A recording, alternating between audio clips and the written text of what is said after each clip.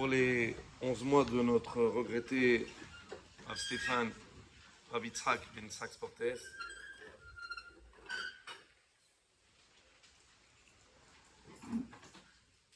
il y a eu beaucoup de discussions entre beaucoup de personnes parce que, évidemment, chacun ressentirait des choses à dire. Et on ne peut pas dépeindre la vie d'un homme qui plus est important, quelqu'un qui était exceptionnel en quelques phrases, en quelques minutes, même en quelques heures. On sait que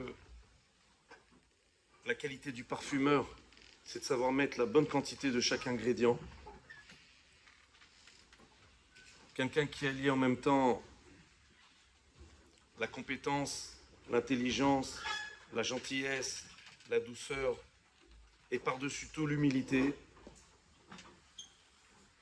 Comme Rabbi Yochanan le ramène, En divrei Torah mitkaimim ela bemi shemesim atzmo kemi she'eno. La Torah ne réside, ne s'accroche, ne s'attache qu'à celui qui sait s'annuler, comme s'il n'était pas là. Et le verset qui est ramené est tiré de Yov. Et Yov, Va'chochma ma'in timatse, le verset par lequel on commence la hashkava de quelqu'un d'important. Le verset est un interrogatif. Où trouverons-nous la sagesse? Où pourrions-nous trouver la sagesse? Où est le siège de la raison? Mais la Gemara le ramène ici en affirmation. Va'chochma ma'in timatse, la sagesse réside chez celui qui sait s'annuler, s'effacer. Alors, énormément de qualité et beaucoup de discrétion. C'est ce que vont relater les intervenants avec l'autorisation du grand rabbin Dahan, Rav Daniel Dahan, Rav Knous, le directeur de l'école, Rav Asher, Rav Moshe Yudkowsky. Chacun d'entre vous, que nous puissions écouter son parcours et à cet égard, son ami de toujours, avec qui ils ont eu un parcours depuis l'enfance, un parcours commun, Rav Shimon Azoulay, Shibadel Echaim Arukim, est venu spécialement d'Eretz. Il va prendre tout de suite la parole pour prononcer le premier aspect de l'Erlin Nishmat, Yitzhak ben Yitzhak, Te'in Nishmatot Tzura B'Tzura Haim, que sa Neshama soit inscrite et scellée dans le faisceau de la vie éternelle.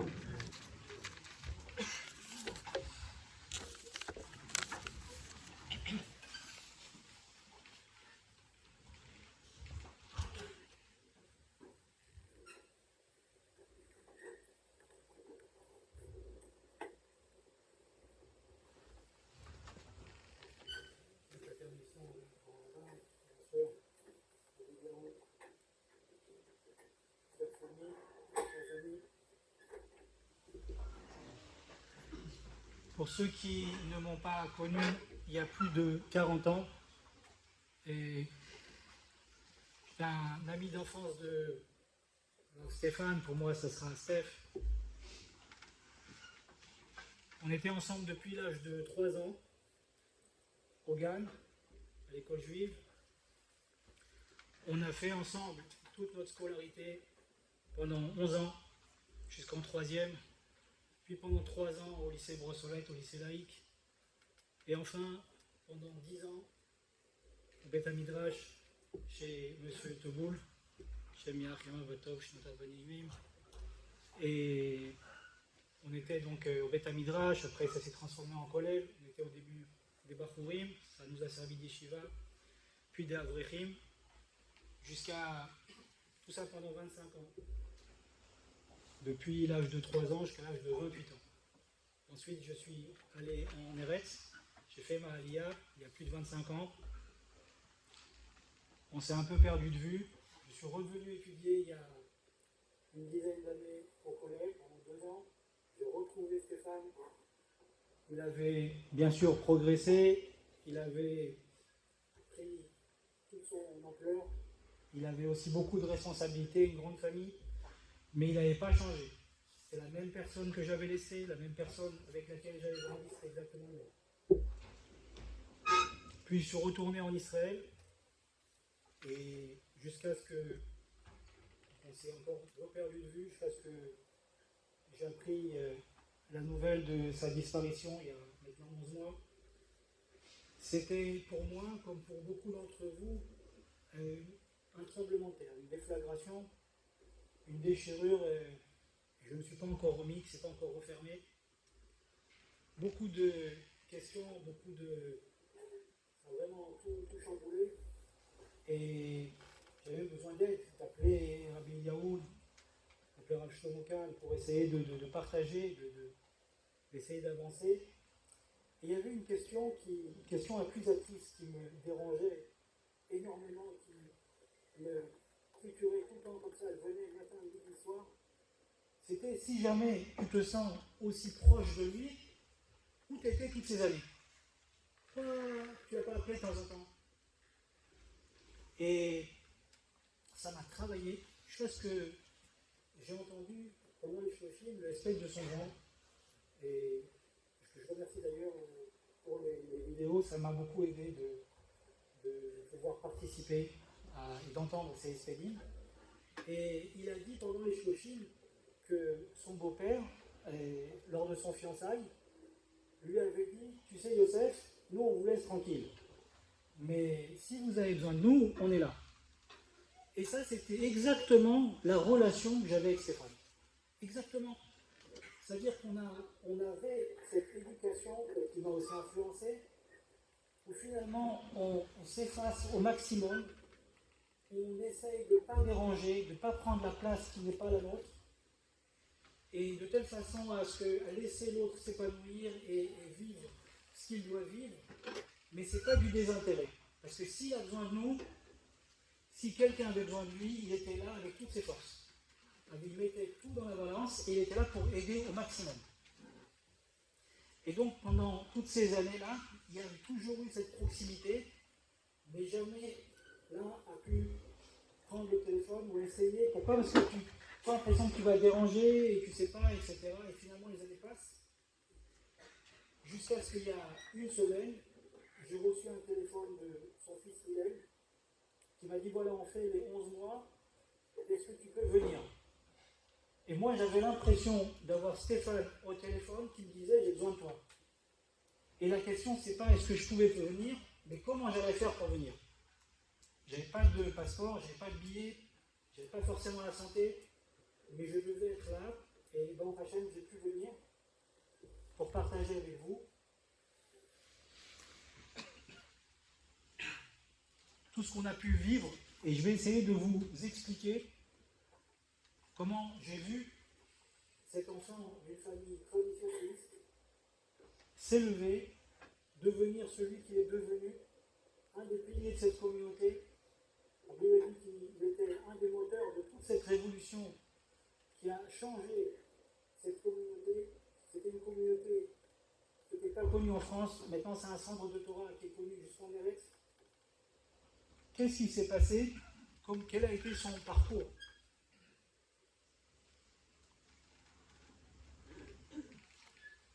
Mais avant ça, je voudrais faire deux précisions. La première, c'est que lorsqu'on parle d'une personne, on va faire l'éloge de quelqu'un, on va raconter ce qu'on a vu, on n'est pas simplement en train de raconter un fait qui s'est passé, mais on est en train de raconter ce que nous, on a perçu de ce fait. Et des fois, on peut vouloir faire une éloge de quelqu'un, et c'est complètement réducteur. Je vais vous donner un exemple. Si par exemple, je vous dis que moi j'ai prié pendant 20 ans avec Rav Chaim Kanievski, c'était honnête, c'est prié honnête, moi aussi, j'ai bien regardé. Si je vous dis maintenant que pendant 20 ans, je ne l'ai jamais vu parler pendant la tfila, je ne l'ai même jamais vu prendre son téléphone et faire comme ça pour voir s'il y avait un message. Alors, la personne qui dit ça, il a l'intention de faire un shevach, de faire une louange du Rav. Il ne se rend pas compte que lui, en fait, il le voit comme un nain qui voit un géant et il ne voit pas plus que la carson, il ne voit pas plus que le talon. Peut-être qu'il voit un peu le mollet, mais c'est tout ce qu'il voit. C'est à ça que tu vas résumer le Rav. Il n'a pas parlé pendant la tfila.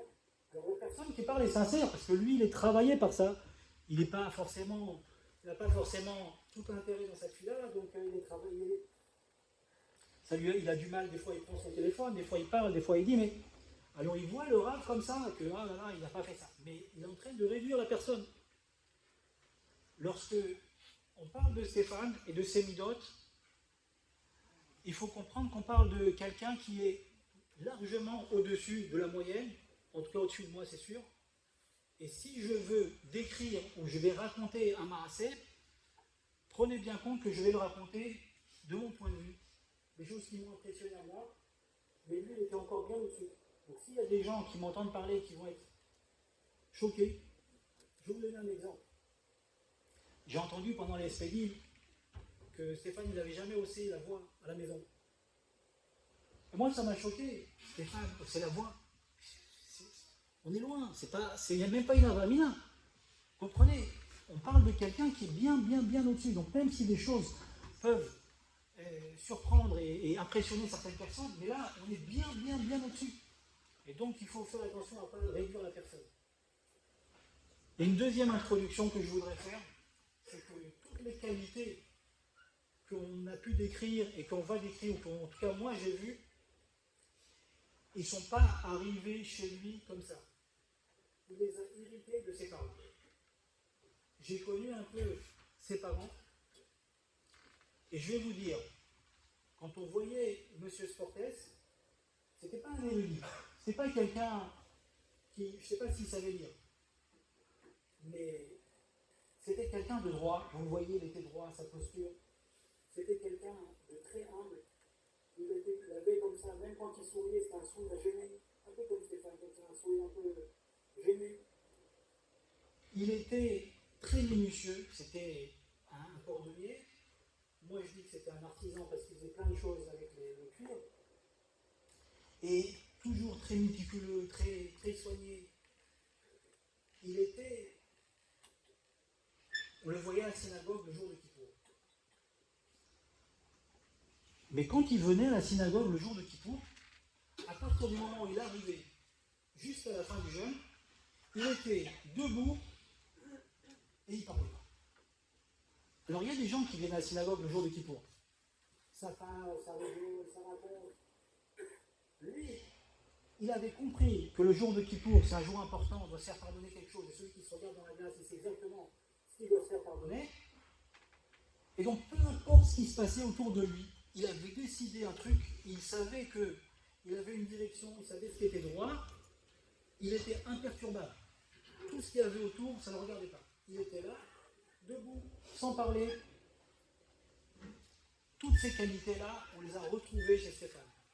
Il était droit, il était ordonné, il était très humble, il était... Comme j'ai dit pour son papa, s'il avait décidé quelque chose, les gens autour pouvaient faire n'importe quoi. Lui, ça ne le regardait pas, il continuait dans son chemin. Toutes ces qualités-là.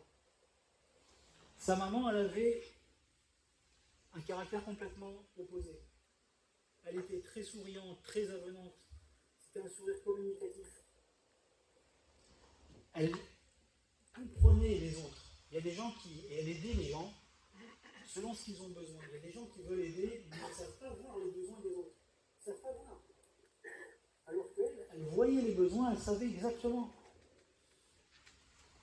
Et elle avait surtout cette qualité de supporter les épreuves sans embêter personne. Elle prenait sur elle. Et toutes ces qualités-là, aussi Stéphane les avait. Son chesed, il comprenait les gens. Il vivait les gens. Il y a des gens qui aident les autres, eux c'était les autres. Ils étaient les autres. Ils prenaient leur place des gens et ils comprenaient exactement. Il était capable, bien qu'il était réservé, il était capable, quand on avait besoin d'ambiance ou de quoi, de s'y mettre, de mettre les gens à l'aise. Et il avait cette capacité à prendre sur lui des situations inimaginables sans se plaindre et sans faire partager personne autour de lui. Ces mêmes qualités-là. Il les avait, je peux vous dire qu'il les avait depuis qu'il était petit. Depuis qu'il était petit.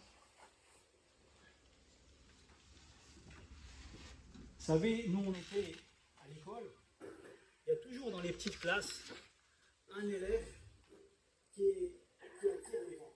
Il y a toujours un élève comme ça, grand, fort, beau, intelligent. Et les enfants, ça leur arrive d'être méchants. Cet élève-là, des fois, il peut arriver comme ça à choisir ses amis. Choisir ses amis, toi t'es mon copain, toi t'es pas mon copain. À la fin, on peut se retrouver à du harcèlement scolaire.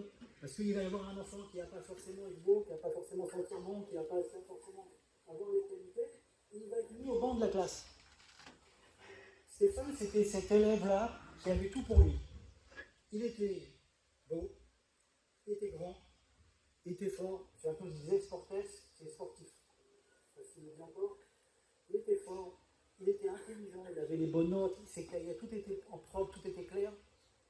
Et il était l'ami de tout le monde. Il n'y avait pas de toi oui, toi non. Il était abordable avec tout le monde. Et je me rappelle, moi je devais avoir peut-être 9 ans, et j'étais, on ne va pas dire turbulent, mais un peu plus piquant que lui. Lui était très calme. Et j'étais arrivé à la conclusion avec ma petite tête d'enfant que on jouait, on faisait des jeux d'enfants au ballon ou ailleurs, ou à se courir derrière, ou je ne sais pas. Et j'étais arrivé à la conclusion avec ma petite tête d'enfant que si on était une bande, alors on arriverait à mieux jouer. On ne perdrait pas de temps à choisir les jeux, il y aurait le chef qui nous dirait voilà, maintenant on va jouer à ça. On ne perdrait pas de temps à chercher dans quel morceau de la cour on peut jouer. Et on pourrait bien profiter, s'il y a des gens qui vont nous embêter, prendre notre ballon, on pourrait se défendre. Pourquoi on ne serait pas une bande? Mais pour être une bande, il faut avoir un chef. Et moi, j'étais un peu frêle, personne ne voudrait me suivre. Mais par contre, je savais bien parler. Je vais voir Stéphane, je lui dis écoute, on va faire une bande. Toi, tu es le chef. T'inquiète pas, je préviens tout le monde, je convainc tout le monde, c'est toi. Ça, tu vas nous dire, on va faire, on va être ensemble, tu vas voir, ça va être bien. Et lui, il me dit, moi, je suis chef de personne. Je lui dis, arrête, viens, t'as rien à faire. Même décider après à quoi on joue, c'est moi qui décide. Je te le dis, tu le dis aux autres. Il voulait pas dire, moi, je décide de rien, chacun fait ce qu'il veut, c'est pas moi qui va commander quelqu'un.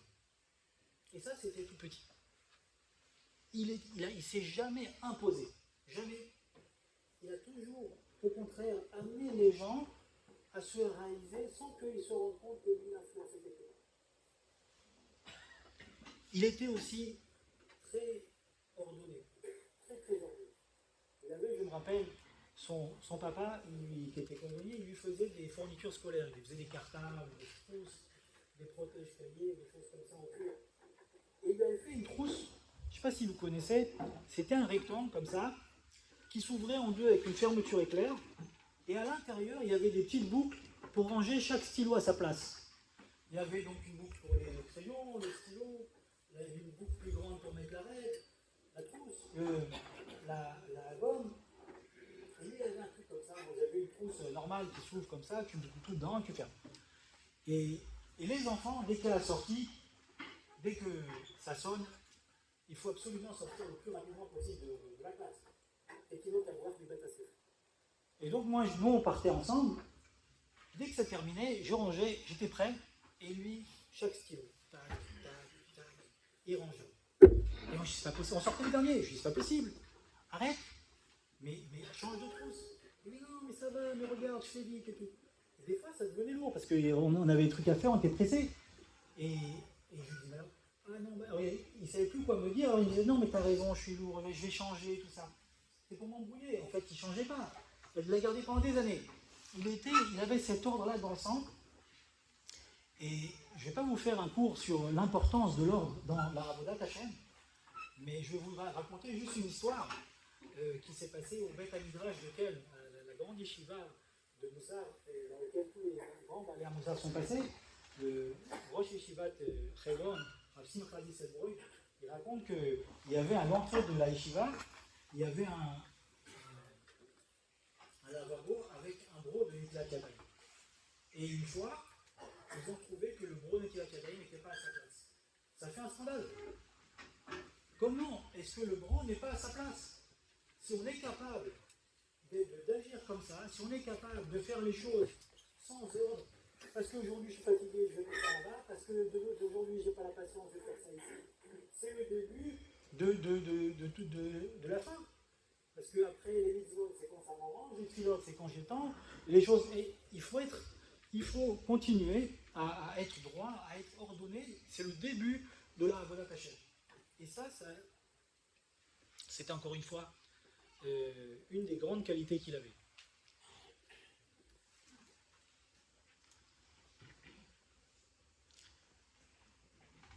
il était aussi très, très réfléchi. C'est pas quelqu'un qui pouvait s'énerver. Jamais. Il pouvait décider que cette situation était intolérable et qu'il fallait réagir. Mais c'était réfléchi. Alors au début, quand il était petit, il avait certains principes qui disaient que comme ça, il faut réagir. Et au fur et à mesure qu'il a grandi, il a repoussé le curseur et c'était devenu la personne qui était capable de contrôler mais absolument tout. Lorsqu'on a fini la troisième, il y avait deux possibilités. Soit on allait à la yeshiva, mais on n'était pas assez religieux pour ça, soit on allait au lycée. Donc on est parti au lycée Brossolette. Il faut savoir qu'à l'époque, pour deux jeunes comme nous, partir au lycée, c'est extrêmement dangereux. Parce qu'il n'y avait pas toute cette communauté. Je vais vous raconter une histoire. C'est que, en fait, ce qui s'est passé quand on était en sixième. Quand on était en sixième, on avait cours de maths avec Rabbi Eliyahu M. Matlouz. Et comme ça, au plein milieu du cours, je ne me rappelle plus le contexte, il nous a demandé, alors dites-moi les amis, qui est chômeur Shabbat? Et moi je me rappelle, je faisais Shabbat. Mais je ne pouvais pas lever la main. Parce que la majeure partie de toute la classe ne faisait pas. Et donc, après il m'a dit, ah, toi Thomas, tu ne fais pas Shabbat? Puis non, je n'ai pas que ça à faire, non, je ne pouvais pas le dire, c'est-à-dire il y avait une telle pression, on ne pouvait pas, c'est-à-dire c'est pas comme maintenant. Et quand vous voyez ça, après, vous prenez ces deux jeunes comme ça, vous les mettez au lycée. À l'époque, le lycée, c'était le vivre ensemble. On était avec les Arabes, avec les chrétiens, c'était l'assimilation totale. C'était un grand risque. Et Rabbi Eliyahu, Isachar Tov, il nous a dit, venez, on va faire un cours le mercredi chez la famille Waknin. Quand j'ai beaucoup Yerzirlem, mais qui fait une collecte de vote chez Soulam. Et venez, on va faire un cours chez Madame Waknin le mercredi après-midi. Comme ça, on se retrouve, on ne perd pas le contact. Lui, c'est pour avoir un œil sur nous, pour essayer de nous retenir, qu'on ne tombe pas. Et on s'est retrouvés effectivement le mercredi après-midi, sur toute la classe, on n'était que trois, Stéphane, Samuel et Dieu. Et pour vous dire, ça, c'est ce qui nous a sauvés. Des fois, un prof, ou n'importe qui, quelqu'un de proche, peut avoir une attention vis-à-vis d'un jeune, et ça peut tout changer. S'il n'y avait pas eu ça, s'il n'y avait pas eu ce cours, je ne sais pas si moi j'aurais été aujourd'hui ici, si Stéphane aurait été avec vous, on ne sait pas ce qu'on serait devenu. Pour vous dire l'importance de l'intention qu'on peut apporter à des jeunes à certains moments de la vie. Donc on s'est retrouvés à ce cours. Moi, la vérité, j'allais à ce cours pour revoir M. Matlouz, j'étais attaché, et puis ça parlait un peu de Parashat Shavua, c'était des idées de Moussard, et c'était sympathique, j'aime bien réfléchir. Mais Stéphane, lui, il est arrivé avec un cahier. Lui, c'est sérieux. On vient à un cours, on prend des notes. Pas des feuilles, un jour tu prends une feuille et tu la jettes. Non, un cahier. Il avait un cahier. Chaque semaine, il notait, chaque semaine. Après, moi, chaque fois, il me disait, voilà, ça c'est un cours que j'ai fait le lundi. Le lundi, après, il nous refaisait le mercredi. Ah, c'est bien, vous réfléchissez bien. Le lundi, vous n'avez pas dit ça, vous avez dit ça. Après, hier, vous ne voulez pas venir le lundi. Stéphane, il dit oui. Et il est allé le lundi soir. Après, on en discutait au lycée. Il dit, ah, tu sais, j'étais au lundi, c'est bien. Jusqu'à ce que, il m'a tiré un peu. Bien le lundi, moi j'ai dit, bon, ça va, on va discuter, on va réfléchir. C'est bien. Et hop, il m'a tiré un peu. Après, le Shabbat, moi je venais faire ma tefila, après je partais. Et après la tefila, il y avait un cours aussi. Un cours, c'était une fois à Béliaou, une fois c'était M. Lavar, une fois M. Stéphane. Et avec du café, c'est ça. Mais moi je n'assistais pas. Stéphane il assistait. Il me dit, viens, toi tu pars, viens, tu restes. Il m'a attiré un deuxième cours. Après Stéphane il a commencé à vouloir avancer. Il a commencé à aller le mardi, le mercredi, le jeudi. Et moi, j'étais dans un mouvement de jeunesse et il y avait des gens qui leur influence, ça me tirait un peu vers le bas. Et on discutait comme ça, je lui dis, tu sais, moi, j'ai envie d'avancer dans la Torah, mais il y a j'ai pas les bons amis. Il me dit, viens un cours, viens faire la Gemara avec moi, tout ça, et tu vas voir, c'est sympa et tout. Et moi, je n'étais pas la tête dans la barre. Mais pour changer d'amis, je me suis dit, allez, vas-y. Et hop, il m'a tiré toute la semaine.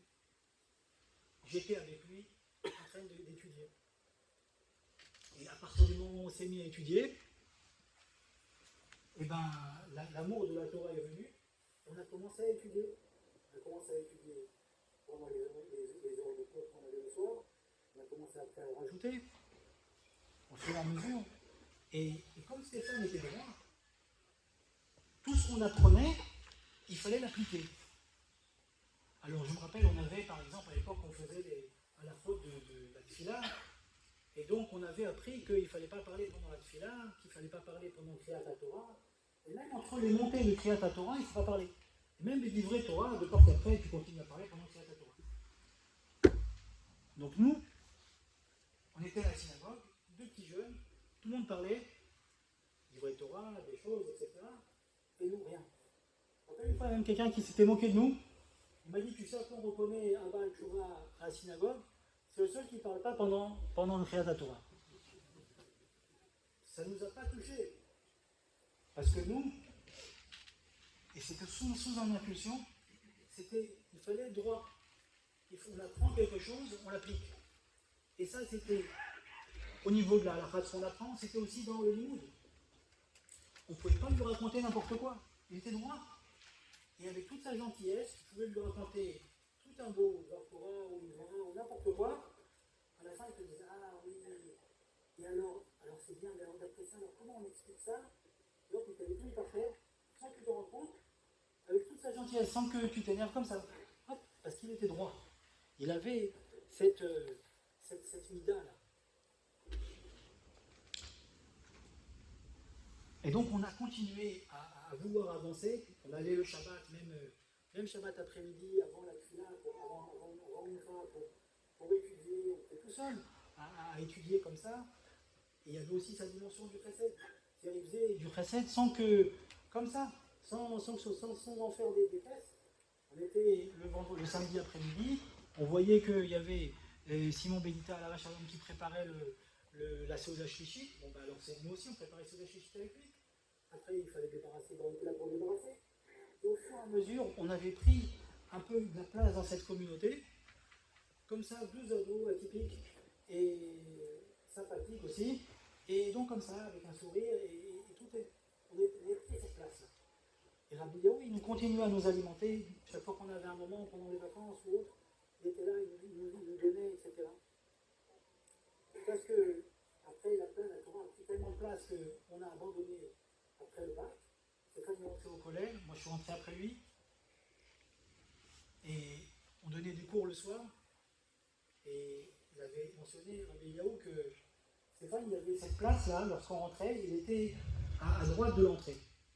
Il disait, on met à sec avec toi la machanot. Je ne sais pas si vous avez compris, c'est qu'en fait, c'est comme la tribu de Dan. Lorsque les Bnei Israël allaient dans le désert, la dernière tribu qui fermait la marche, c'était la tribu de Dan. Ils ramassaient tout ce qu'ils traînaient. Stéphane, il était là, sa mission, c'était que personne ne soit sans un cours. Il y avait différentes tables, chacun avait un cours. Moi, j'avais un cours de Gemara, c'était structuré, chaque fois, avec des grands fidèles. Lui, Stéphane, il avait ce groupe-là. Il devait être capable de préparer un cours qui devait intéresser les gens qui étaient fidèles et aussi qui devait intéresser les gens qui venaient une fois par mois, une fois dans l'année ou une fois dans l'année. Il devait comme ça arriver avec sa gentillesse à ce que tout le monde se sente concerné et comme ça jusqu'à ce qu'il arrive à attirer ces gens, les fidéliser à l'étude pour après pouvoir les envoyer dans les autres groupes qui puissent continuer à étudier la Gemara.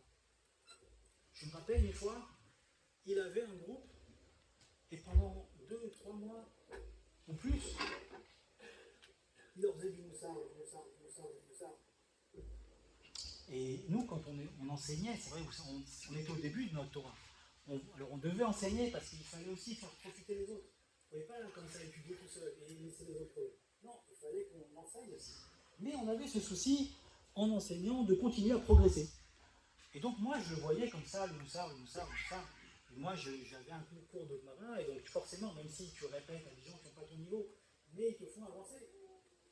Des fois, il pose des bonnes questions, et toi tu dois préparer, puis ça te fait rabâcher la Gemara, donc c'est aussi bien. Et je lui dis, mais ça fait quand même des mois que tu fais du moussin, qu'est-ce qui se passe? Et lui, il me dit, non, mais la Gemara, ça ne les intéresse pas. J'ai essayé plusieurs fois, ça ne les intéresse pas. Je lui dis, bah laisse-les tomber, ça y est, bah, qu'ils aillent suivre un cours ailleurs. C'est pas, tu es en train de perdre ton temps.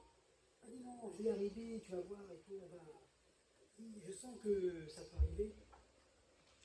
Et il n'a pas lâché. Et ce groupe-là, il y a maintenant dans ce groupe-là pas mal de gens qui sont derrière eux. Plusieurs années après, il les a fait aimer la Torah et ils ont consacré leur vie à la Torah.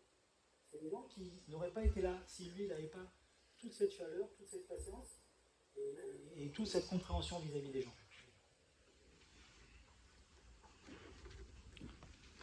Lorsque on avait 22 ans, c'était le moment où on voulait se marier, on voulait prendre notre envol, fonder une famille, et on avait quelque part un complexe, parce que ça faisait 5 ans qu'on étudiait ici à Lyon, mais on ne savait rien de toute la Torah qui se passe dans le monde.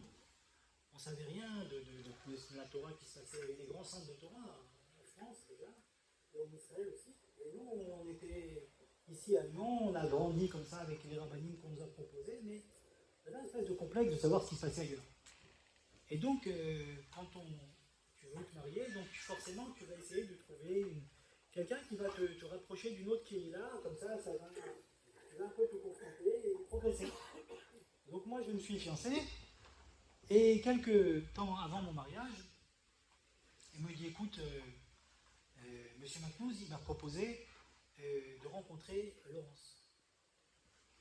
Et Laurence, on la connaissait, parce que nous on a fait toute notre scolarité avec Laurence. Et pour moi, on n'en a pas parlé, mais si tu vas épouser Laurence, tu vas rester à Lyon, tu tiens un trait sur ailleurs. Mais lui, il avait son projet. Il était Sanois, il lui fallait quelqu'un de Sanois. Il était Baal Chesed, sans limite, il lui fallait quelqu'un de Baal Chesed, sans limite. Il avait ce projet-là, et pour lui, c'était elle. Et Baruch Hashem, ils ont fondé cette famille, ils se sont épanouis ici. Pour vous dire, la vision de la personne, c'est pas quelqu'un qui va courir après des fausses idées, c'est quelqu'un qui était terre à terre. Il avait ses idées, et Baruch Hashem, il a beaucoup avancé avec.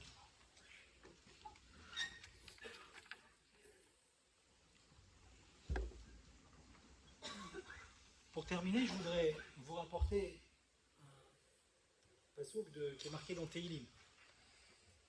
C'est marqué Mi ya'ale be'ar Hashem ou mi yakum bimkom kocho.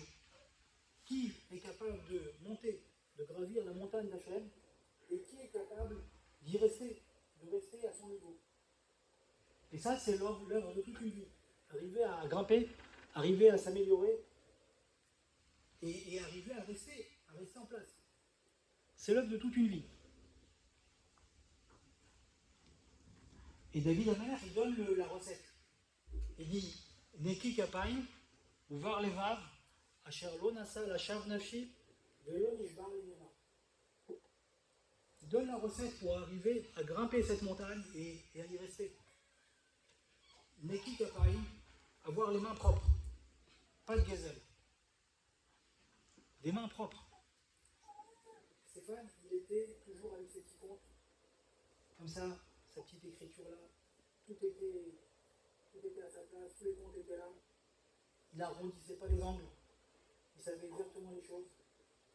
Et il avait cette idée qu'il se suffisait à lui-même, il n'était pas intéressé par plus, par autre chose, par ce qui brille. Il avait les mains propres. Ouvar les vaves, avec un cœur barreau, clair. Toujours à rechercher la vérité, la bonne compréhension dans la Gemara, dans la Halakha, dans ses relations avec autrui. Il était clair. Asher lo nasa la shav nafshi, qui n'a pas élevé son âme en vain.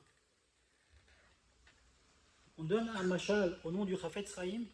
Je vais vous le mettre un peu au bout du jour. Imaginez quelqu'un qui va voir un riche Et il lui dit, tu sais, j'ai des problèmes, j'avais une affaire et on a fait faillite. Et j'ai beaucoup de gens duquel je suis responsable, toute une communauté derrière moi, je les embauchais. Maintenant, c'est le marin, il y a des gens qui ont des problèmes de chanvre, des gens qui ont des problèmes de restaurant. Et je suis responsable aussi de ma famille. Et là, dans le prochain, j'ai l'occasion de faire une affaire. Il me faut un financement de 2 millions d'euros. 2 millions sur 2 ans. Alors il dit, oui, j'ai dit, tu sais, je sais que ton argent il est placé, mais moi je ne te propose pas de te donner des dividendes parce que ça va être sans rebite, mais tu vas investir dans les gens. Grâce à toi, toute une communauté va se remonter. On va faire cette affaire, tout le monde va se remonter avec moi. Il arrive à convaincre le bonhomme, il lui donne des garanties, 2 ans. Dans 2 ans, je te rends 2 millions. Passé 2 ans, il revient, il lui rend. Et le riche lui dit, alors comment va notre affaire? Qu'est-ce que j'ai gagné? Et l'autre lui dit, finalement, je n'ai pas fait l'affaire. C'était fatigant, j'avais pas envie, la pression des gens, et ça m'a saoulé. J'ai placé un peu l'argent, ça m'a fait un peu de fric, et puis après, voilà. Ce riche, il va le regarder, il va dire, mais dis-moi, tu te moques de moi, quoi?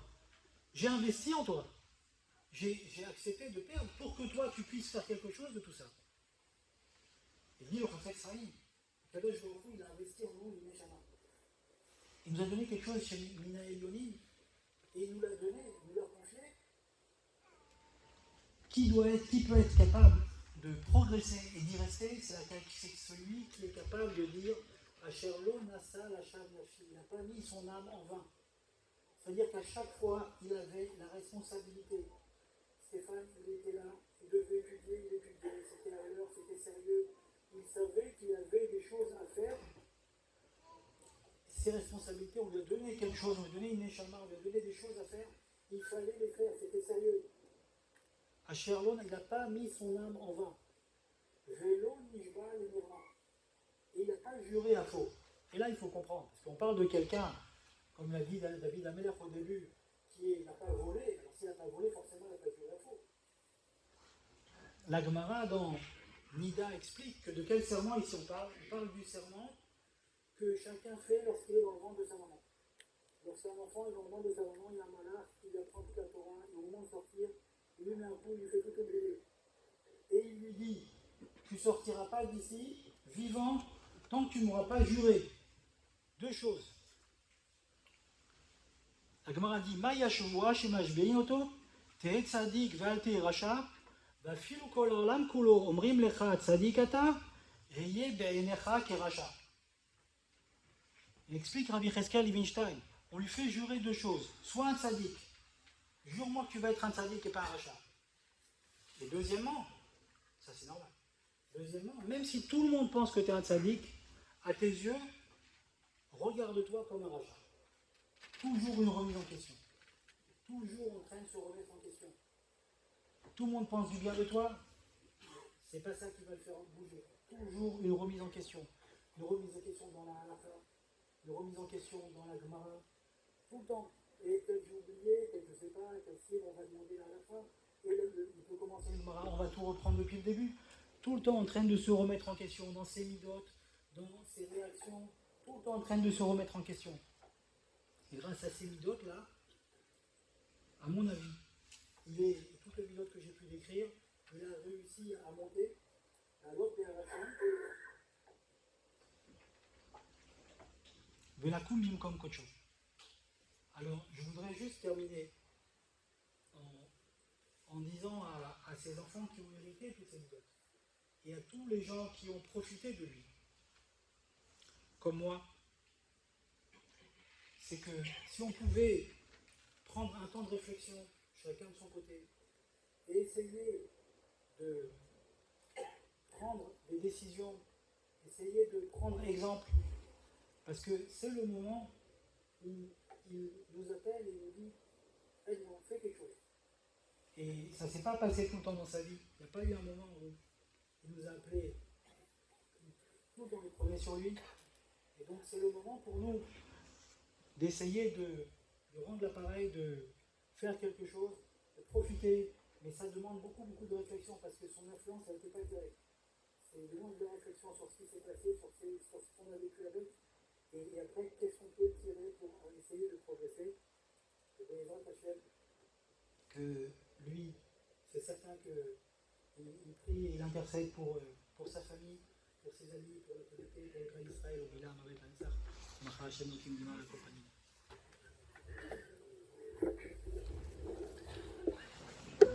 Rabotaï, on va vous demander de redoubler de patience pour quelques instants encore, puisque on va écouter maintenant Rav Abdou Zaglou, Haïm, qui va prononcer un espède, l'Anushmat Yitzhak, Rav Yitzhak Ben Yitzhak.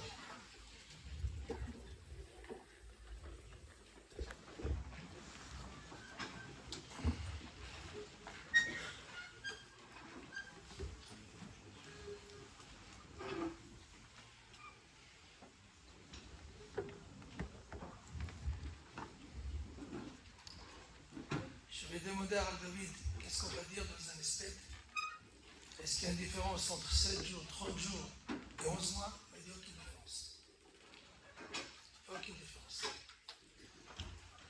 Et là, en l'occurrence, c'est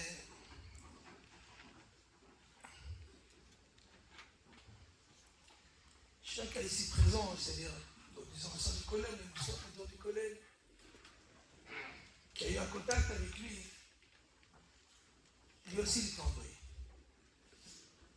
Il y a le deuil halachique de la famille.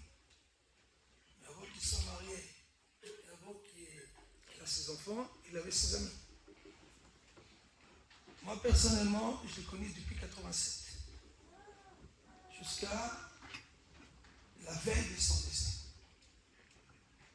C'est depuis 87 que j'ai connu. On ne s'est pas mis à étudier tout de suite. Mais on s'est fréquenté. C'est-à-dire qu'on va rapprocher la mémoire à Rav Shimon qui au 87, déjà, moi en 86 j'ai connu le Midrash, et là je connais le Midrash.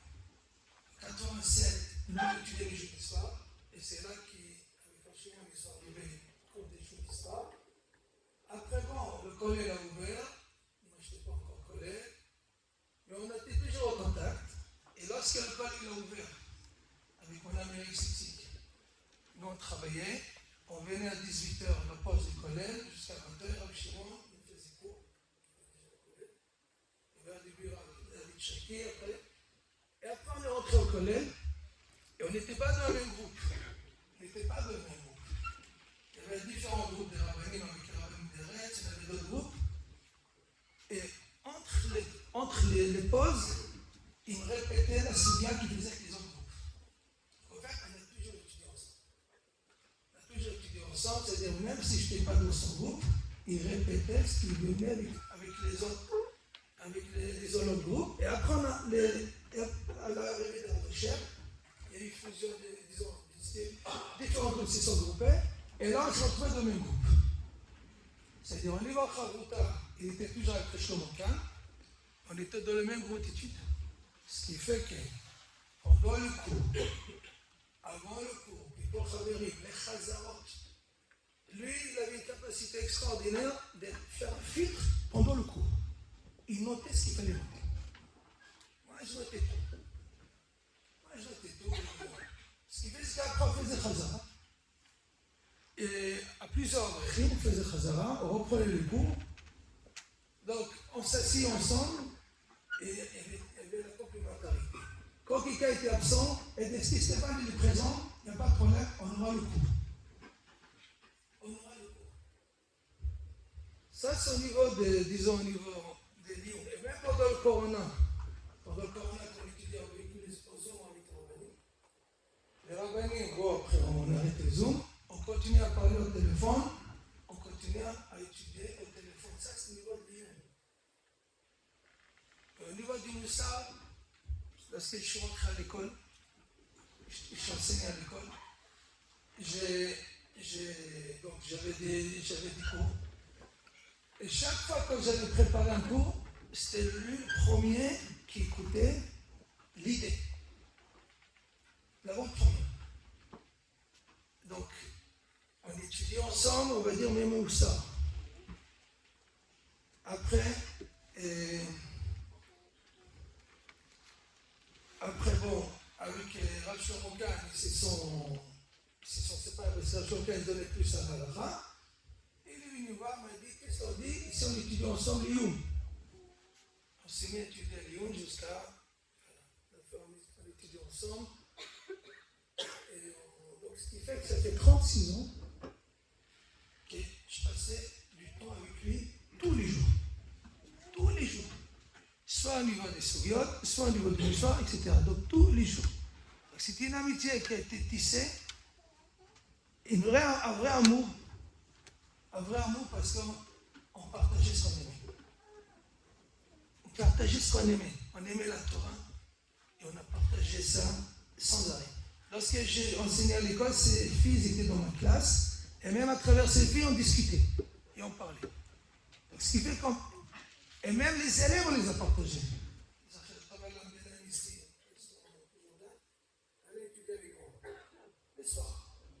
Un soir, j'ai décidé de changer le soir et je n'ai pas fait cours, je n'ai pas chez Stéphane. Il est parti un soir chez lui et depuis il est resté chez lui.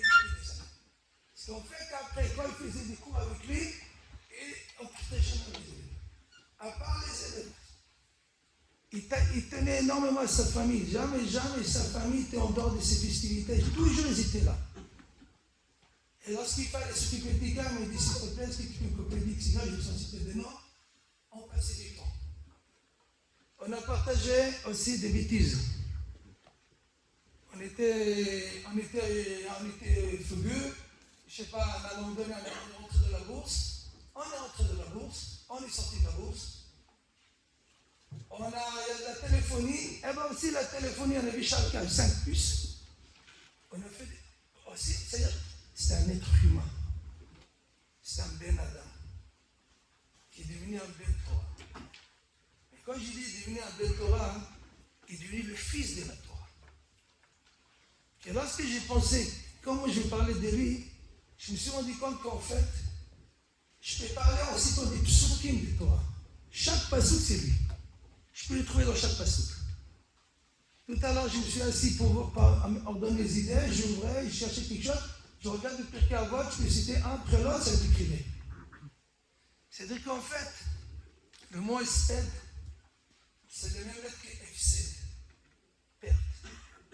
C'est le même lettre. Le but, c'est qu'on se rende compte qu'est-ce qu'on a perdu et qu'est-ce qu'on doit faire pour dire en quoi maintenant. Si on ne veut pas le perdre, parce qu'on dit tzadikim, bemidatam, korim chayim. Et tzadikim, alors décès s'appelle vivant. On a deux parachiotes qui parlent de ça, Vaïchri et Chayel Sarah. Mais ça relate le décès. Alors pourquoi tu appelles ça la vie? La vie, ce n'est pas est-ce que tu respires ou tu ne respires pas. La vie, est-ce que tu existes et tu n'existes pas, même si physiquement tu n'es pas là. Donc pour qu'on reste toujours vivant chez nous, il faut qu'on le fasse vivre. Et comment on va le faire vivre? Parce qu'on va parler de lui. Et ce qu'il a représenté, il existe encore. Donc il est vivant. Que ce soit Chayel Sarah, c'est Yaakov, tant que leurs méthodes sont mises en application, ils sont vivants. Quand je dis on avait une complicité, moi j'habitais à la Duchère, quand j'arrivais ici, à la communauté, j'avais voulu essayer des choses, quoi dire. Il n'y avait pas avant plaque après plaque, nous à la Duchère, on avait ça. On dit, il faut l'installer ici, plaque avant plaque. Bon, maintenant il faut des candidats. Après, le net, il s'est installé comme il faut, autre chose. Les Minani m'ont collé. Par exemple, le vendredi soir, le vendredi après-midi, il y a un Minyan à 13h30.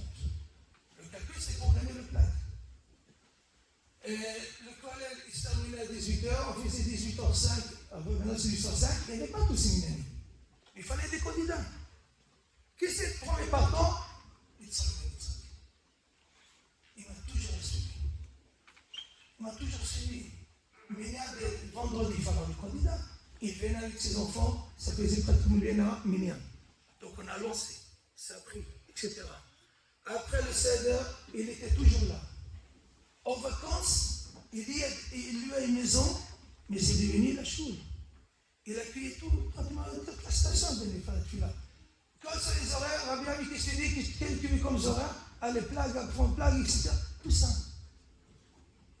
C'est-à-dire, donc là-dessus aussi, il était toujours partant.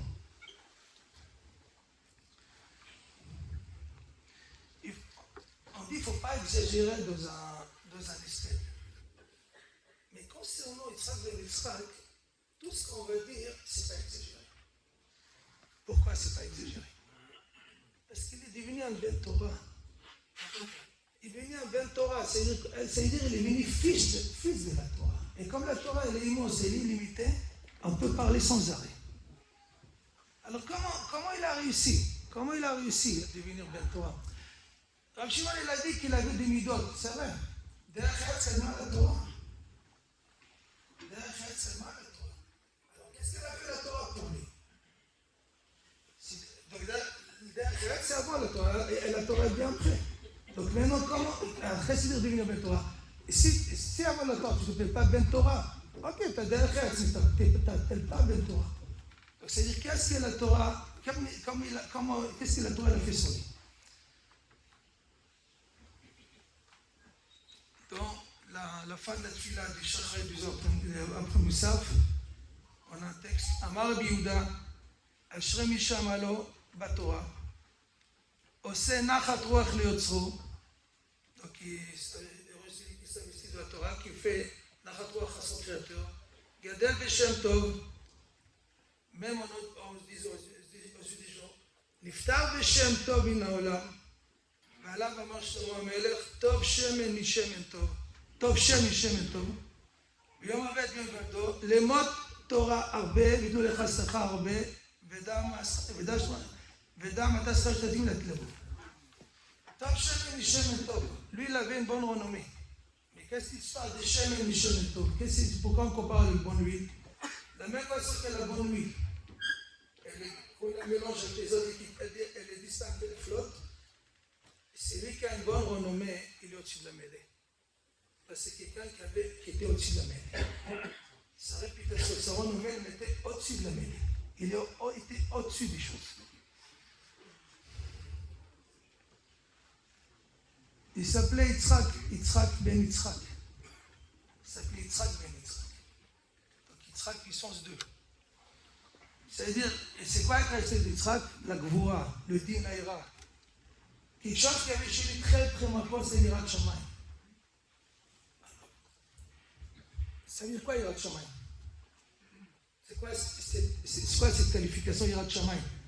Pourquoi parler de quelqu'un qui craint Dieu, on dit là la crainte de Dieu. Alors pourquoi on dit la crainte du ciel?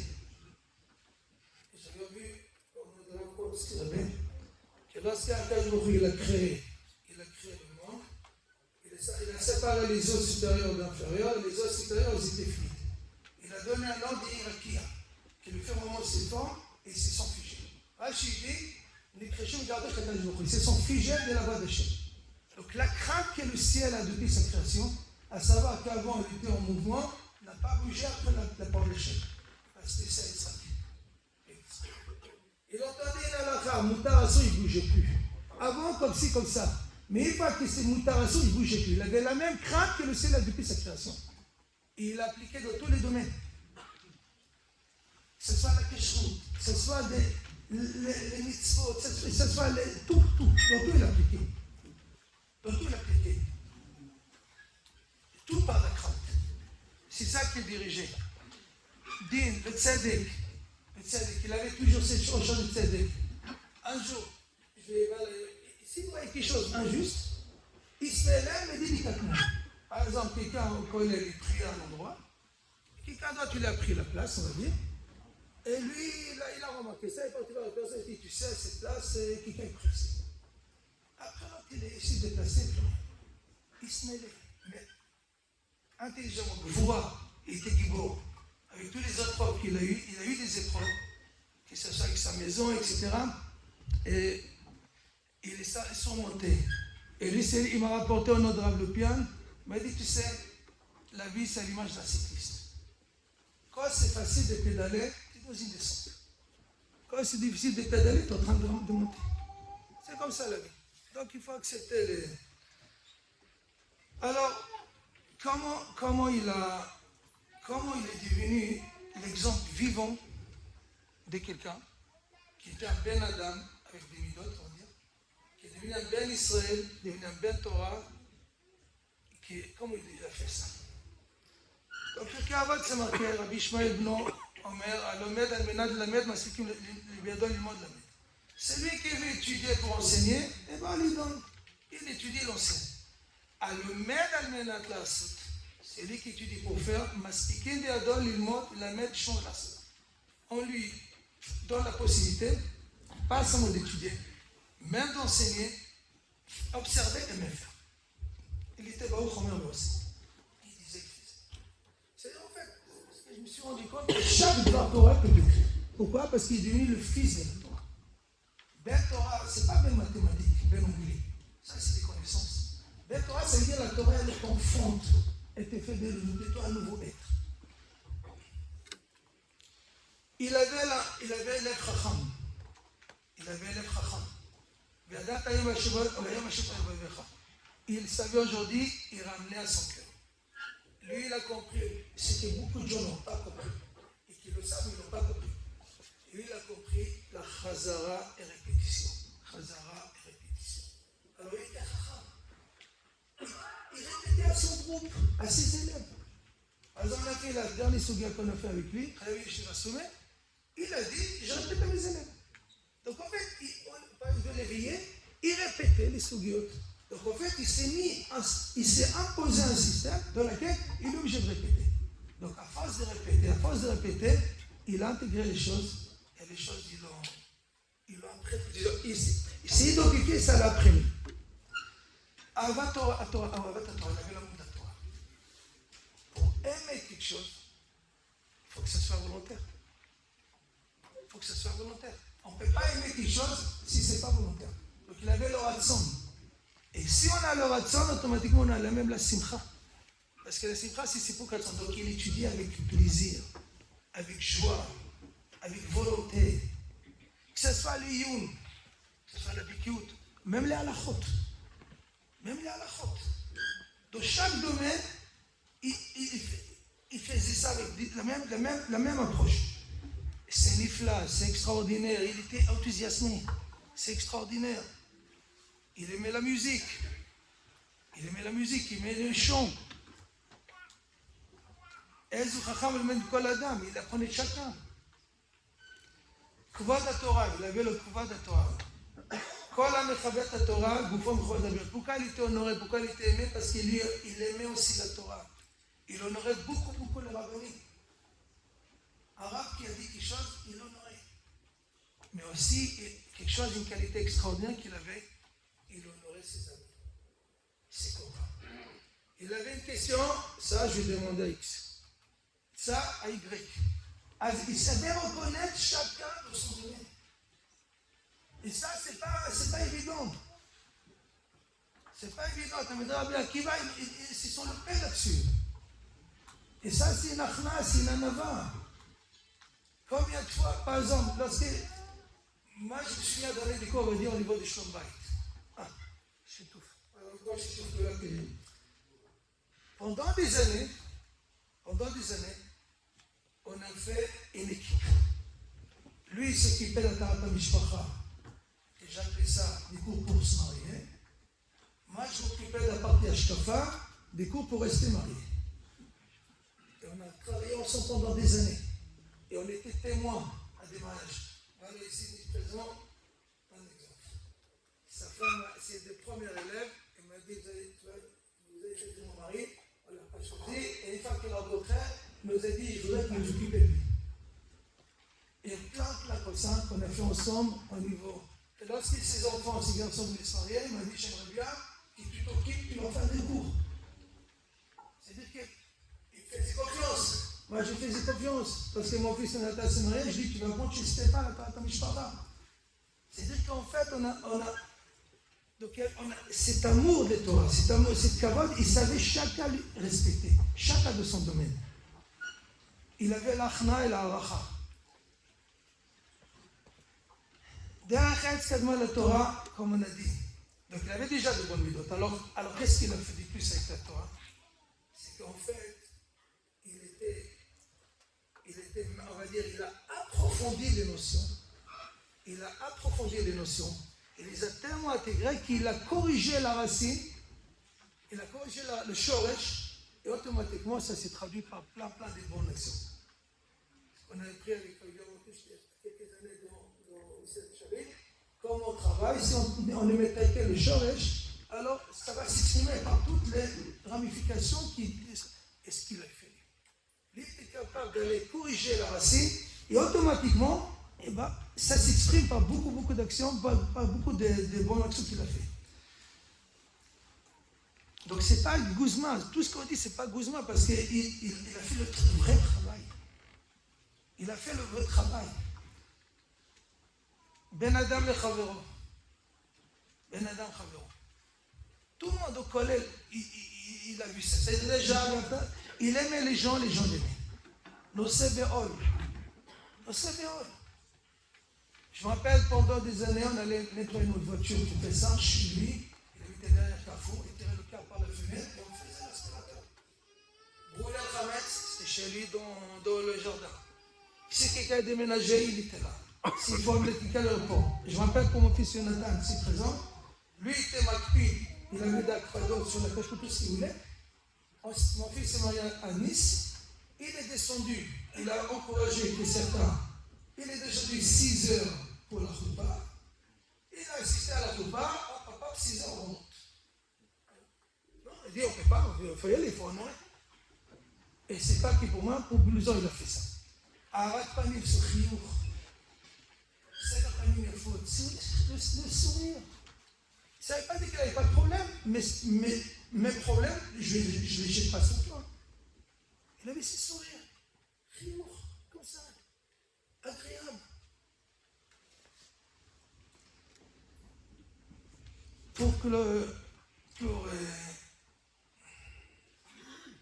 Alors pour symboliser, puisqu'ils ont décidé la famille d'avancer un petit peu les spécifiques, parce qu'ici après Hanouka, on ne pouvait pas faire l'espèce.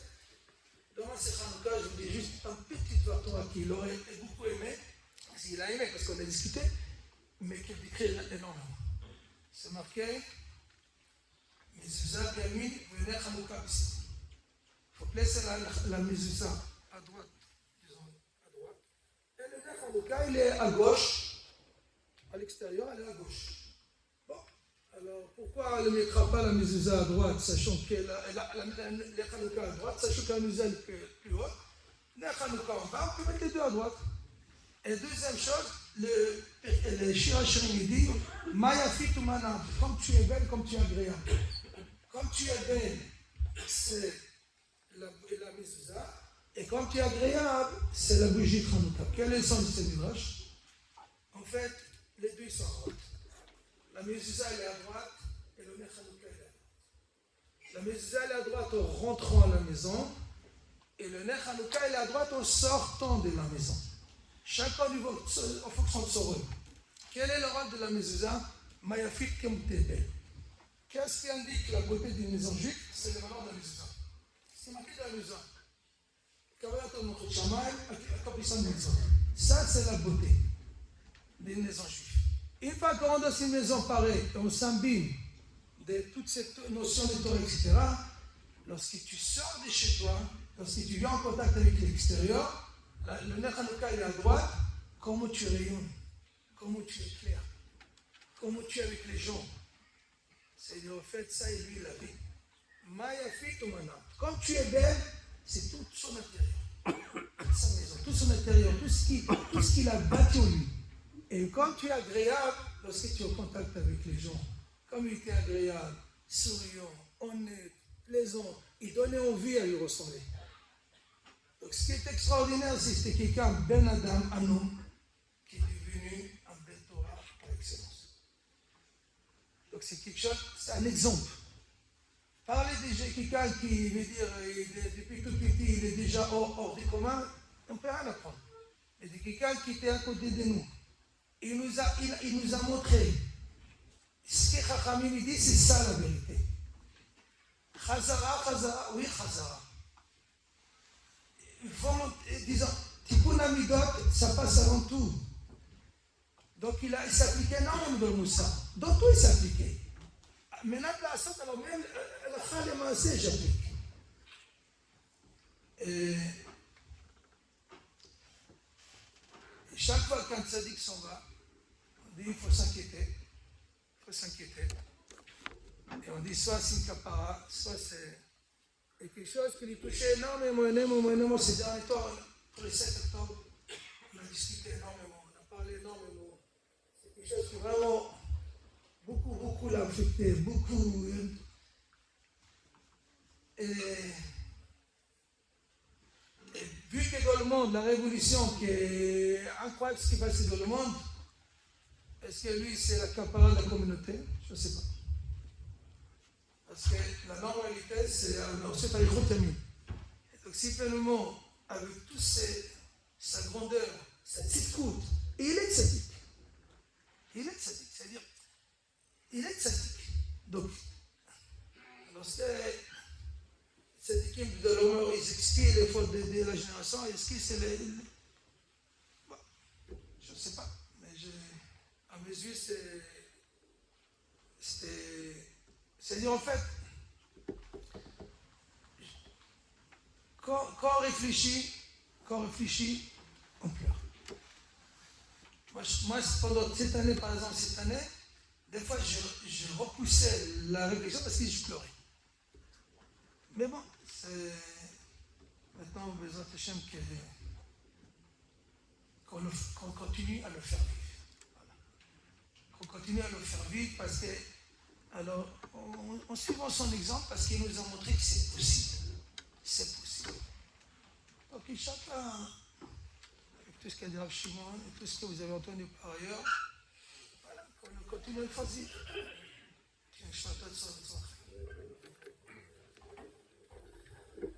Alors, peut-être juste pour terminer maintenant, son fils Naftali va conclure par un spell qu'il a préparé. On le remercie d'avoir patienté de parler en dernier. C'était d'abord sa jeunesse, ensuite ses dernières années, et maintenant le témoignage de premier plan, familial, à son fils Naftali Brod.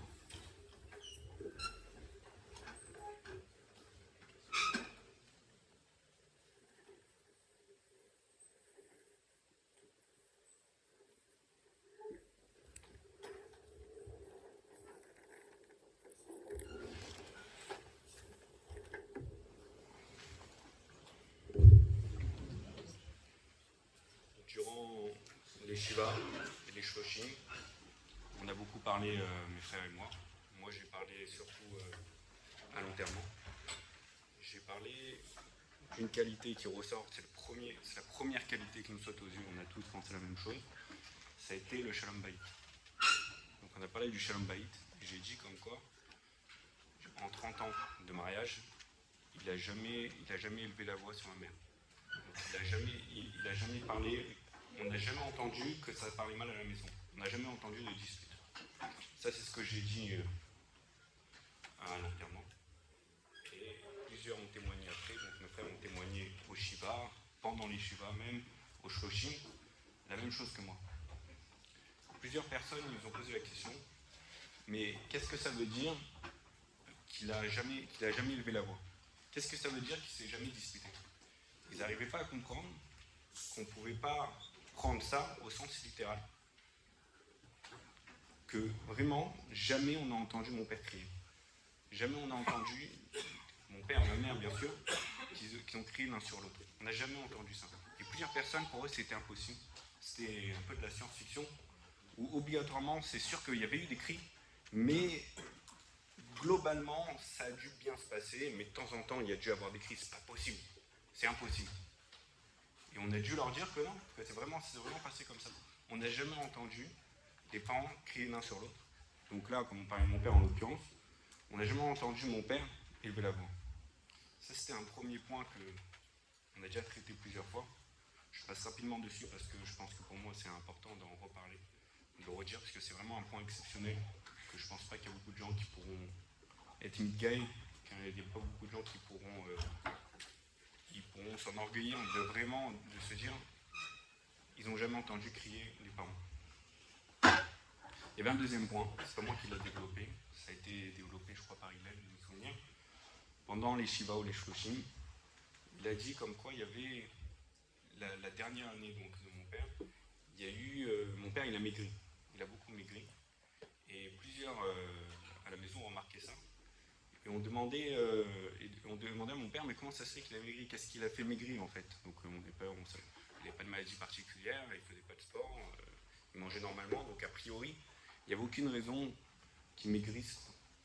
Il ne faisait pas de régime particulier non plus. Et mon père, il leur a répondu une chose un peu énigmatique. Il leur a dit, c'est grâce à ma Kabbalah de Kippour, grâce à ma Kabbalah du dernier Kippour, que j'ai maigri. Et quand on lui a demandé ma pirouche, qu'est-ce que ça voulait dire qu'il avait maigri, il n'a pas voulu répondre. Il a dit, si vous trouvez, tant mieux. Donc personne n'avait trouvé au final, et ça s'est passé comme ça. Et pendant les Shiva, on a su c'était quoi la Kabbalah qu'il avait eue.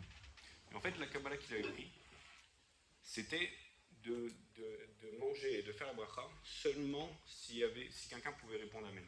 Seulement s'il y a quelqu'un qui pouvait répondre Amen, alors à partir de ce moment-là, il mangeait et il faisait la bracha. Ce qui fait en sorte qu'automatiquement, dès qu'il n'y avait personne, le soir par exemple, ou dans tous autres moments où il n'y avait personne, bah, il ne mangeait pas. Il ne mangeait pas du tout. Et c'est ça qui l'a fait maigrir. À tel point qu'une fois, un soir, on m'a raconté, j'étais plus à la maison, mais on m'a raconté, un soir, il avait très soif. C'est quand des personnes sont descendues qu'il a décidé de boire et il a bu pas mal de verres d'eau d'affilée. Mais il avait prévu de ne pas boire du tout jusqu'au lendemain, jusqu'à qu'il y ait quelqu'un qui puisse répondre Amen à sa bracha. Ça, c'est des points que je voulais parler avec vous, qui ont été déjà évoqués. Je ramène rapidement, parce que je pense que c'est quand même important, et c'est des points quand même exceptionnels. Mais je voudrais développer, évoquer avec vous une qualité qui a été survolée d'après moi. Je voudrais en parler en profondeur avec vous, une qualité que mon père avait, qui n'a pas été mise en valeur à juste titre. C'est marqué dans un vote, c'est Perek Aleph, Mishnah, Yud Gimel, c'est marqué Negad Shema Avad Sheme. Donc, il y a plusieurs pshatim dessus. Je vais donner le pshat qui m'intéresse. Donc, les Mefarshim expliquent, certains Mefarshim expliquent que Negad Shema Avad Sheme, ça veut dire celui qui veut avoir un nom, littéralement. Avad Sheme, il va perdre sa renommée. C'est-à-dire, celui qui veut avoir des honneurs, celui qui se met en avant, celui qui essaye d'avoir du kavod, qui court après du kavod, Avad Sheme, ça va avoir l'effet inverse. Il va perdre son nom. Au final, le fait de vouloir se mettre en valeur, ça va faire en sorte qu'il n'ait pas de kavod. Et les Mefarshim, ils disent, il y a une même phrase qui est notée, que les Chazal ont dit dans la Gemara, dans Yeruvin, Daf Yud Gimel Amud Aleph, c'est marqué que Kol harodef achar hakavod, tout celui qui court après le kavod, hakavod boreach memenu. Le kavod, il s'échappe, le kavod, il fuit devant lui. Donc c'est la même idée. Ça veut dire que quelqu'un, en tout cas, qui essaye d'avoir du kavod, à l'inverse, le kavod, il s'en va. Alors les Mefarshim, ils demandent une question toute simple. C'est comment je peux avoir du kavod si je ne me mets pas en valeur? C'est quoi la mécanique? Comment c'est possible de ne pas se mettre en valeur et d'avoir du kavod? A priori, pour montrer aux autres que je suis exceptionnel, bah, il faut que je le montre. Il faut que je montre aux autres, regardez comment je suis intelligent, regardez comment je suis beau, regardez comment je suis fort. Donc il faut obligatoirement que je me mette en valeur pour que les autres comprennent comme quoi, oui, je suis quand même quelqu'un. Je suis quand même une personne qui est digne d'être honorée. Or là, la Mishnah nous dit l'inverse, la Gemara pareil, elle nous dit l'inverse, comme quoi, au contraire, le fait de se mettre en avant, ça fait en sorte que j'ai plus de kavod. C'est quoi la mécanique du coup? Alors les Mefarshim expliquent, ils donnent plusieurs pshatim. Un des pshats qu'ils donnent, c'est de dire tout simplement que quand je me mets en avant, je fais évidemment de l'ombre aux autres. Puisqu'en fait, je suis en train de dire, regardez comment je suis beau. Alors, obligatoirement, je suis en train de dire, par rapport à la moyenne, je suis plus beau que les autres. Par rapport à la moyenne, je suis plus intelligent que les autres, et ainsi de suite, ainsi de suite. Donc je fais de l'ombre aux autres. Donc les gens, peut-être de façade, ils peuvent me donner du kavod, mais ils ne me trouvent pas honorable. Ils ne me trouvent pas quelqu'un d'honorable, et derrière mon dos, ils vont conspirer, derrière mon dos, ils vont se moquer, en se disant, Regarde celui-là, il croit qu'il est intelligent. Regarde celui-là, il croit qu'il est fort, qu'il est beau. Pourtant, il n'a rien de spécial. C'est ça la mécanique qui fait en sorte qui fait en sorte qu'en fait, le fait de me mettre en avant, ça a l'effet inverse, ça a l'effet que personne, en fait, tout le monde se moque de moi. Personne me trouve tellement intelligent, personne me trouve tellement honorable. Ça, c'est ce qu'ils disent mes farchis. Maintenant, j'aimerais vous poser une deuxième question, qui est, ok, j'ai compris la mécanique, j'ai compris comment ça marchait la Mishnah. Du moment que moi, je me mette en avant, bah, les gens, ils n'apprécient pas, et du coup, je ne suis pas quelqu'un d'honorable, les gens, ils ne m'honorent pas spécialement. Mais on comprend de la Mishnah autre chose. On comprend de la Mishnah que le fait de ne pas me mettre en avant, je deviens quelqu'un d'honorable. Alors ça, c'est pas compréhensible non plus. Je veux bien que le fait de te mettre en avant, ça a l'effet inverse. Le fait de ne pas se mettre en avant, personne ne va remarquer mes qualités. Personne ne va remarquer que je suis quelqu'un de bien, puisque à la limite, on va dire que je suis quelqu'un de simple, mais de dire que là, que je suis quelqu'un d'honorable, a priori, je ne vois pas comment les gens vont le remarquer. Or, a priori, si on lit la Mishnah, si on lit la Gemara, Mikla lave tachomer à haine du fait de dire que je ne suis pas honorable, que je ne suis pas honorable quand je suis un gaftan, on comprend d'ici que quand je suis un Nav, je suis quelqu'un d'honorable. Quand je suis quelqu'un de humble, je suis quelqu'un d'honorable. Alors, comment ça marche? Alors, j'aimerais vous proposer une explication. Pour cette raison-là, il faut voir ce que c'est la Nava. Il faut essayer d'expliquer ce que c'est la Nava. Qu'est-ce que la Nava? Nous, ce qu'on comprend dans la Nava, c'est que je suis quelqu'un de humble. Ça veut dire quoi, je suis quelqu'un de humble? Ça veut dire que je suis quelqu'un qui se met toujours en retrait, qui essaye toujours de ne pas se montrer, quelqu'un de chaquette, comme on dit. Mais le Ramban, dans les Gaët Ramban, il dit des choses un petit peu différemment. C'est ça que j'espère voir ça avec vous. C'est marqué dans le Ramban. Donc en fait, Gaët Ramban, c'est une lettre qu'il a envoyée à son fils. Il a envoyé cette lettre à son fils en lui disant regarde mon fils, l'avodat Hachem, comment il faut que tu fasses. Et donc dans cette avodat Hachem-là, il lui décrit une série de choses où il faut que tu sois comme ça, et quand tu seras comme ça, tu vas arriver à tel madriga, et quand tu vas arriver à tel madriga, tu vas arriver encore à tel madriga, et ainsi de suite. Et à la fin, tu vas arriver à la Nava. Donc il lui dit, à la fin, tout à la fin, le but, entre guillemets, c'est tu vas arriver à la Nava. Et il lui explique ce que c'est la Nava. Il lui dit, je vais t'expliquer comment ça marche la Nava. Comment la Nava, ça fonctionne. Et une des choses qu'il lui dit,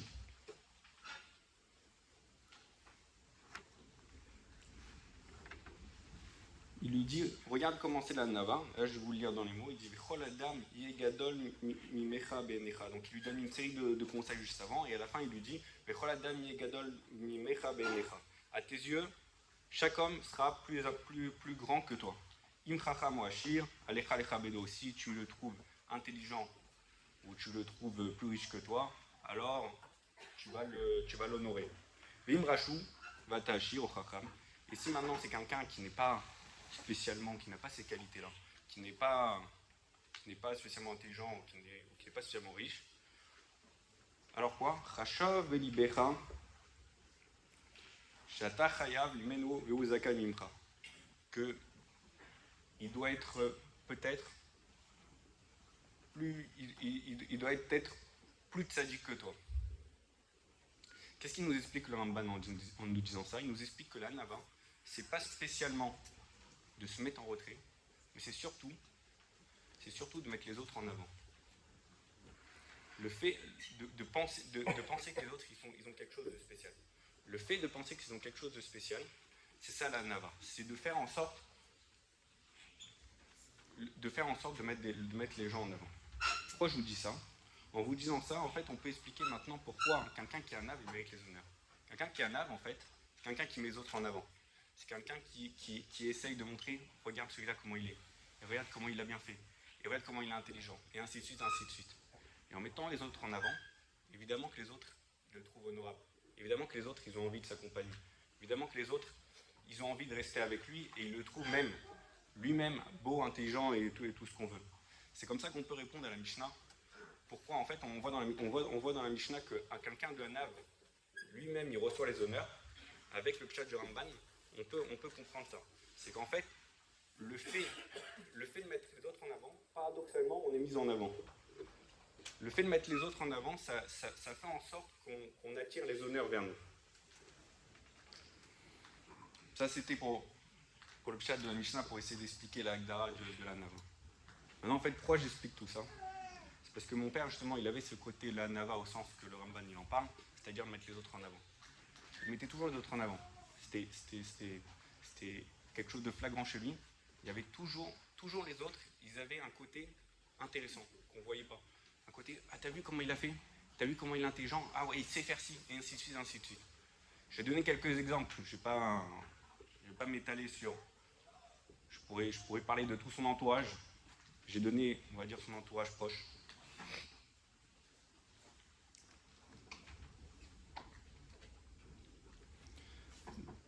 Je vous ai déjà parlé de ma mère. Par rapport à ma mère, il la mettait toujours en avant. Dans le sens où, je donnais plusieurs exemples, mais un des exemples qui me vient, c'est à chaque fois qu'on lui demandait quelque chose, qu'est-ce qu'elle a dit maman? Qu'est-ce qu'elle pense maman? Est-ce que maman elle est d'accord ou pas? Parfois même on en jouait avec Hillel souvent. On allait voir mon père, on disait maman elle est d'accord, est-ce qu'on peut faire ci? Ou est-ce qu'on peut faire ça? Ah ben oui, si maman est d'accord, pas de souci. Et on allait voir ma mère, on faisait pareil et le tour était joué. Donc ça veut dire on avait compris ça justement parce qu'il était toujours en avant. Si maman elle a dit quelque chose, c'est pas possible de dire le contraire. C'est évident. C'est évident qu'elle a raison, elle a ses raisons. Évidemment évidemment que je suis d'accord avec elle. Plusieurs fois il m'a dit moi, il n'y avait pas spécialement ma mère à côté. Il me parlait de son perfectionnisme à ma mère en disant regarde comment elle a bien fait, regarde combien de temps elle a mis, regarde combien de temps elle a passé, des choses que au final nous on n'aurait pas vu si nous n'avez pas révélé un peu ça. Regarde, ça fait toute la nuit elle a passé, ou je sais pas, toute la matinée elle a passé pour faire tel et tel truc. Souvent il nous parlait de les réceptions qu'on avait, donc ça veut dire que ça soit Shabbat Ratan, ça soit le Bar Mitzvot que ma mère a préparé. Regarde comment il l'a bien fait, regarde comment c'était magnifique, regarde tout ce qu'elle a fait, la minutie, le perfectionnisme qu'il y avait dedans. Et donc il relevait des détails que de prime abord, nous, bon, on a bien mangé, on était contents, mais on n'a pas vu plus que ça. Ça c'était pour ma mère. J'aurais parlé d'un de ses amis les plus proches, qui pareil, donc c'est-à-dire en fait ma mère, des fois on peut se dire bon ben c'est sa femme, il la mettait en avant, parce que bon, il avait un shalom bayit, on a compris. Mais il avait la même chose avec tout son entourage. Du coup, dans la même veine, je voudrais parler de Rav Kahn. Plusieurs fois, donc il n'y avait pas spécialement Rav Kahn à côté, plusieurs fois il nous parlait. À chaque fois qu'on lui demandait un conseil, à chaque fois qu'on lui demandait surtout un problème d'halakha, je vais en parler à Rav Kahn, je vais demander à Rav Kahn. Et je vais demander à Fredo. C'est sa manière de parler, c'était son grand thème. Et à chaque fois, il allait, il lui demandait la halakha, il revenait nous voir, il nous disait voilà, la halakha, elle est telle ou telle. Elle est comme ça, elle est comme ça. Et c'est toujours Rav Kahn. Rav Kahn, c'était celui qui savait, celui qui connaissait la halakha. Et à chaque fois, c'est lui qui demandait. Et moi, j'ai toujours compris comme ça, que c'était mon père, il ne connaissait pas spécialement la halakha.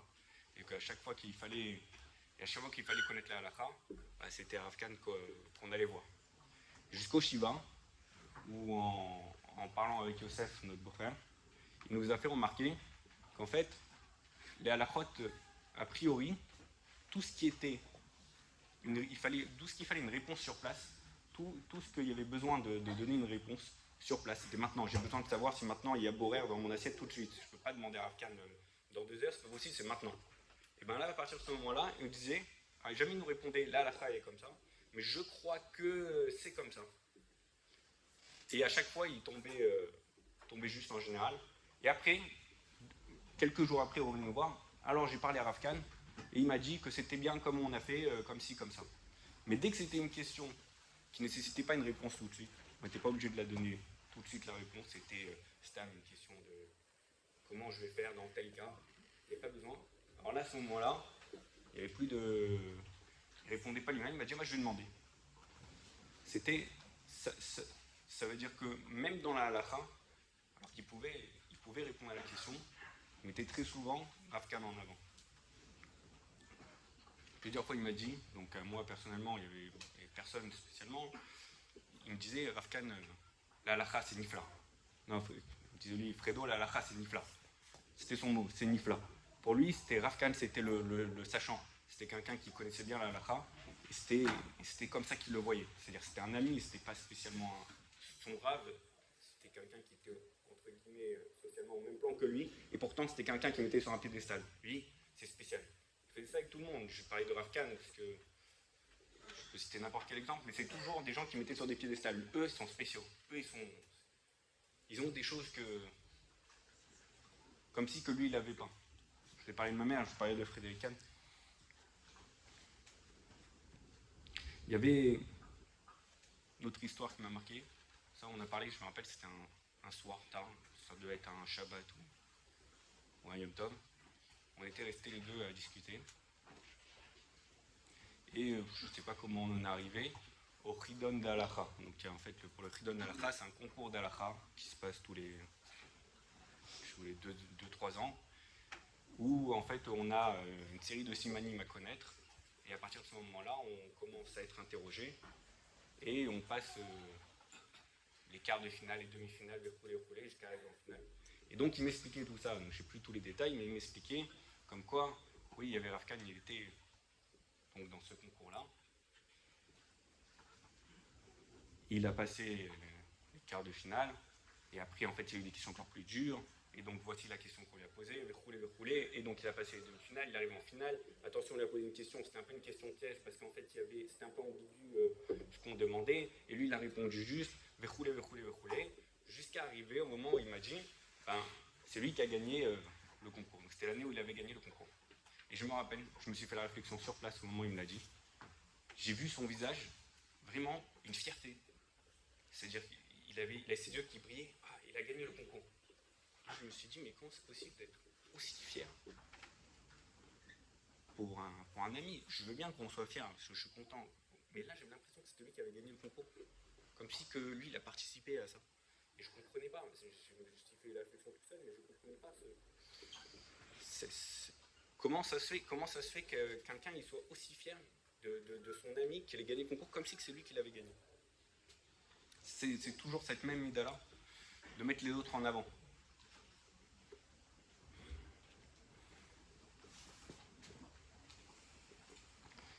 Et comme j'ai dit dans la Mishnah, dans la Vot, dans la Gemara, dans les Roubim, le fait de mettre les autres en avant, entre guillemets, on est au second plan, mais il s'avère que c'est l'inverse. Le fait de mettre les autres en avant, ça fait en sorte que nous-mêmes, on est mis sur le devant de la scène. Le fait d'honorer les autres, le fait de les mettre sur un piédestal, le fait de leur montrer leur spécificité à chacun. Chacun a envie de faire partie de notre entourage. Quand je suis dans son entourage, je me sens bien. Et donc ça fait en sorte que la personne elle-même, elle devient honorable. Le hanav, au sens que le Ramban nous dit, c'est-à-dire de mettre les autres en avant, ça fait en sorte que même moi, je deviens honorable et obligatoirement, on m'honore. Et ça, à l'instar de la Mishnah que je viens de dire, on le voit dans tout ce qui s'est passé par la suite. On a eu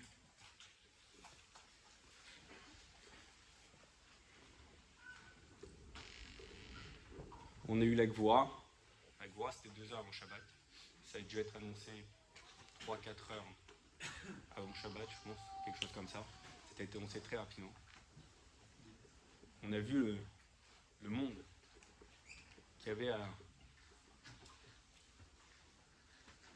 à cet enterrement-là.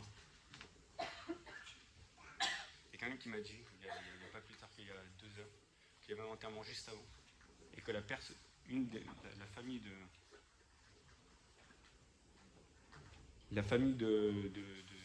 celle qui a été enterrée, elle a dit, vraiment on a été zochés d'un enterrement magnifique, puisque tout le monde qui est venu pour l'enterrement de mon père, ils ont suivi l'enterrement qui devait être un comité restreint là-bas.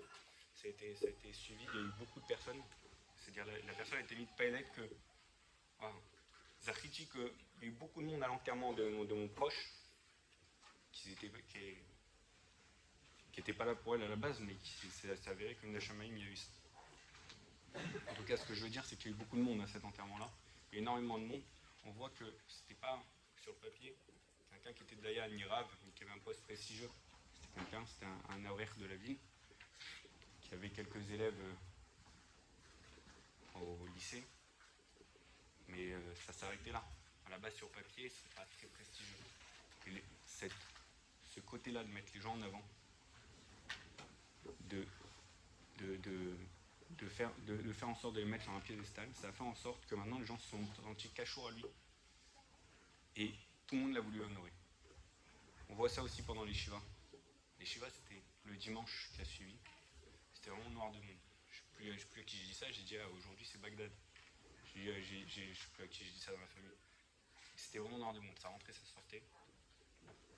Il y a des gens qu'on leur a rien demandé, ils sont venus aider. Certains, ils leur amenaient à manger, l'autre, ils ramènent ici. Il y a une cagnotte qui s'est ouverte, on n'avait rien demandé à la base. Ça s'est tout fait tout seul. Tout ça parce que chacun voulait mettre la main à la pâte, chacun voulait honorer à sa manière.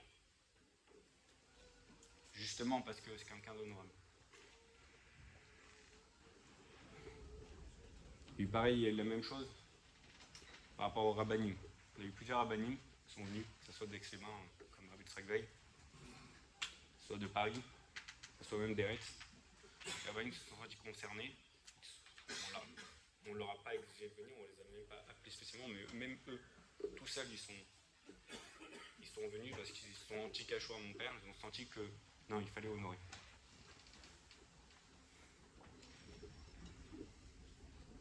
Moi, ce que je voulais dire, c'est que je voulais mettre en avant cette mida de la Nava que mon père avait.